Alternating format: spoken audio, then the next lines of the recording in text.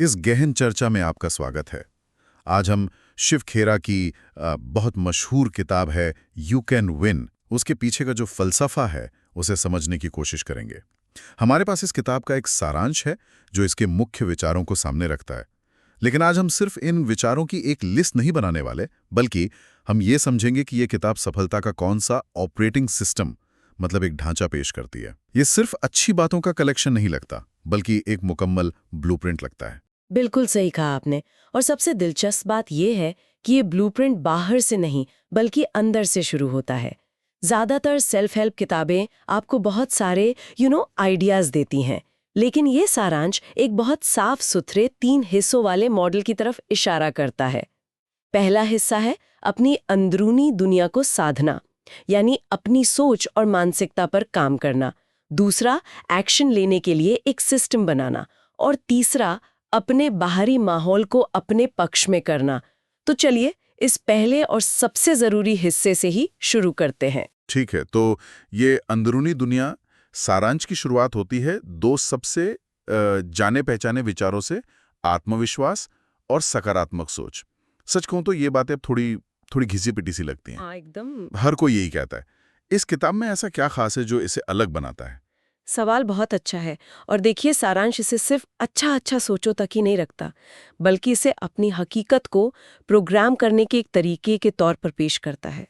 ये मनोविज्ञान के एक बहुत गहरे सिद्धांत से जुड़ता है, जिसे सेल्फ फुलफिलिंग प्रोफेसी कहते हैं। मतलब आप जैसा सोचते और मानते हैं, आपकी दुनिया वैसी ही बनती जाती है। सारांश का तर्क यह है कि आपके जो गहरे विश्वास है ना, वो असल में आपकी हकीकत पर एक फिल्टर की तरह काम करते हैं। अगर आप दिल से मानते हैं कि आप हार जाएंगे, तो आप अनजाने में ऐसे ही काम करेंगे और ऐसे ही सबूत ढूंढेंगे जो आपकी इस बात को सही साबित करें। अच्छा, मतलब ये एक तरह का फीडबैक लूप है।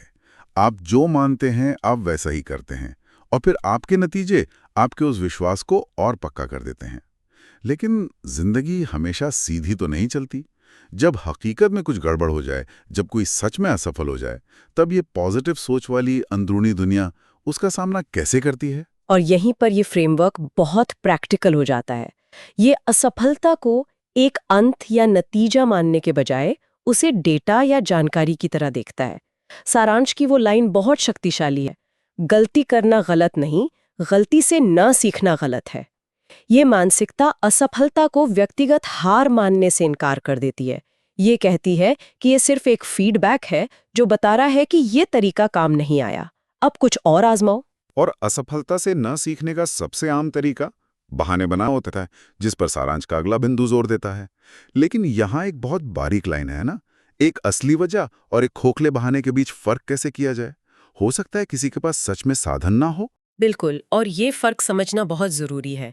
सारांश इसका जवाब लोकस ऑफ कंट्रोल, मतलब नियंत्रण के केंद्र के विचार से देता है। जिन लोगों का लोकस ऑफ कंट्रोल बाहरी होता है, वो हमेशा बाहरी ताकतों को दोष देते हैं। जैसे मेरे पास टाइम नहीं था, या किस्मत खराब थी, मुझे किसी ने सपोर्ट नहीं किया।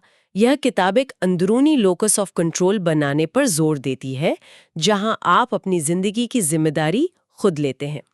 सारांश के मुताबिक जब कोई कहता है मेरे पास वक्त नहीं है, तो वो असल में कह रहा है ये मेरी प्राथमिकता नहीं है।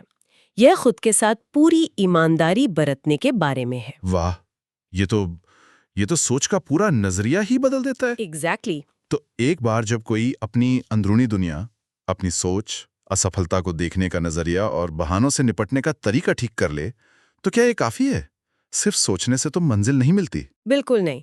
और यहीं पर सारांश हमें इस फ्रेमवर्क के दूसरे हिस्से पर ले आता है: एक्शन लेने के लिए एक मजबूत सिस्टम बनाना। आपकी सोच इंजन है, लेकिन गाड़ी को चलाने के लिए पहिए और सड़क भी तो चाहिए। इस सिस्टम की शुरुआत होती है एक साफ मंजिल से, यानी लक्ष्य। सारांश की भाषा बहुत सीधी है: जिसे पता नहीं कहाँ जाना है वो कहीं नहीं पहुंचता।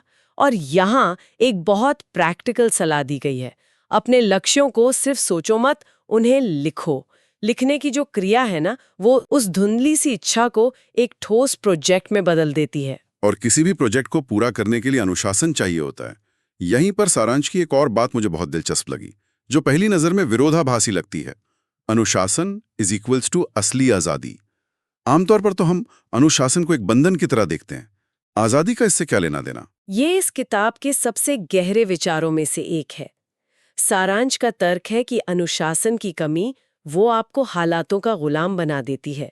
आप हमेशा रिएक्ट करते रहते हैं, कभी प्रोएक्टिव होकर फैसले नहीं ले पाते। अनुशासन का मतलब है अपनी मर्जी से आज थोड़ी तकलीफ उठाना, ताकि आप कल मजबूरी में ज्यादा तकलीफ उठाने से बच जाएं। वो लाइन याद है, जो आज मेहनत से भागता है वो कल मजबूरी से काम करता है। तो अनुशासन आपको अपने भविष्य के लिए विकल्प खरीदने की ताकत देता है। यह एक बहुत बड़ा आइडिया है। मतलब अनुशासन कोई जेल नहीं है, बल्कि उस जेल की चाबी है जहां हालात हमें बंद कर देते हैं। तो यह अनुशासन का सिस्टम काम करता है दो सबसे कीमती संसाधनों पर, जो सबके पास बराबर हैं: समय और दृढ़ता। बनाया नहीं जा सकता। पैसा वापस आ सकता है, समय नहीं। और दृढ़ता ये तय करती है कि आप उस समय का इस्तेमाल कैसे करते हैं। सारांश में एक सीधा साधा फॉर्मूला दिया गया है, धैर्य प्लस मेहनत इज इक्वल टू सफलता। ये रातों रात मिलने वाली कामयाबी के मिथक को पूरी तरह से तोड़ देता है। ये किसी एक दिन की तूफानी मेहनत के बारे में नहीं है, बल्कि सालों तक लगातार एक ही दिशा में की जाने वाली कोशिश के बारे में है। जैसे पानी की बूंदें लगातार गिरकर पत्थर में भी छेद कर देती हैं। ठीक है, तो अब तक का खाका साफ है। पहले अपनी सोच को दुरुस्त करो, फिर उस सोच को एक्शन में बदलने के लिए लक्ष्य और अनुशासन का एक सिस्टम बनाओ। तो क्या अब काम पूरा हो गया? क्या एक सही सोच और सही सिस्टम वाला इंसान एक वैक्यूम में भी सफल हो सकता है? नहीं, और ये इस फ्रेमवर्क की खूबसूरती है। इसका तीसरा और आखिरी हिस्सा ये मानता है कि हम अकेले किसी वैक्यूम में नहीं रहते। ये हिस्सा है अपने बाहरी माहौल को मैनेज करने के बारे में, और इसकी शुरुआत होती है संगति से। यानी आप किन लोगों के साथ अपना वक्त गुजारते हैं। वो मशहूर कहावत है ना, आप उन 5 लोगों का औसत होते हैं जिनके साथ आप सबसे ज्यादा समय बिताते हैं। ये किताब इसी विचार को बहुत गंभीरता से लेती है। ये तो कुछ ऐसा हुआ जैसे कोई डाइट पे रहने की कोशिश कर रहा हो, लेकिन रहता मिठाई की दुकान में हो। उसके पास कितनी भी अच्छा शक्ति क्यों ना हो, उसने अपना काम बहुत ज्यादा मुश्किल बना लिया है। एकदम सटीक मिसाल, क्योंकि आपका माहौल ही उस चीज को आकार देता है जिसे सारांश सबसे बड़ी दौलत कहता है, आपका चरित्र और आपकी ईमानदारी। सारांश एक बहुत मजबूत दावा करता है, पैसा खो सकता है, चरित्र खो गया तो सब खो गया। इस फ्रेमवर्क में चरित्र सिर्फ एक नैतिक गुण नहीं है, ये एक रणनीतिक संपत्ति है। यही वो चीज है जो विश्वास पैदा करती है, और बिना विश्वास के कोई भी रिश्ता, कोई भी बिजनेस, कोई भी स्थायी सफलता संभव नहीं है। तो ये पूरा चक्र अब समझ में आ रहा है। सोच आपके एक्शन को दिशा देती है, एक्शन आपका सिस्टम बनता है, और आपका माहौल उस सिस्टम और आपके चरित्र को मजबूत या कमजोर करता है। ये सब आपस में जुड़ा हुआ है। लेकिन इस पूरे इंजन को चलाने वाला ईंधन क्या है? वो कौन सी चीज है जो इस सिस्टम को हमेशा चालू रखती है? और वो है इस किताब का आखिरी और शायद सबसे जरूरी सिद्धांत, सीखते रहो, आगे बढ़ते रहो। सीखना इस पूरे ऑपरेटिंग सिस्टम का अपडेट मैकेनिज्म है। दुनिया बदल रही है, तकनीक बदल रही है, बाजार बदल रहा है।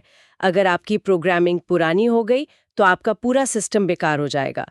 लगातार सीखते रहने की आदत ही आपकी सोच को तेज रखती है, आपके एक्शन लेने के सिस्टम को प्रभावी बनाती है, और आपको बाहरी दुनिया में हो रहे बदलावों के लिए तैयार रखती है।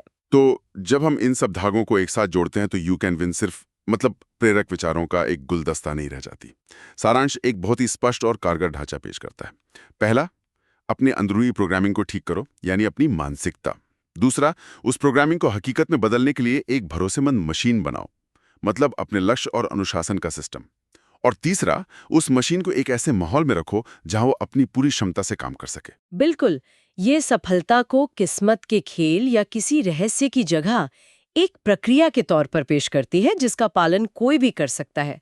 लेकिन ये हमारे सुनने वालों के लिए एक बहुत ही दिलचस्प सवाल खड़ा करता है। सारांश ने एक मशीन का पूरा ब्लूप्रिंट तो दे दिया है, लेकिन ये नहीं बताया कि आपकी अपनी मशीन का कौन सा पुर्जा सबसे ज्यादा कमजोर है या जिसे सबसे पहले ठीक करने की जरूरत है। क्या ये आपकी माइंडसेट है, या क्या आपके पास एक्शन का कोई सिस्टम ही नहीं है, या फिर आपका माहौल ही आपको पीछे खींच रहा है।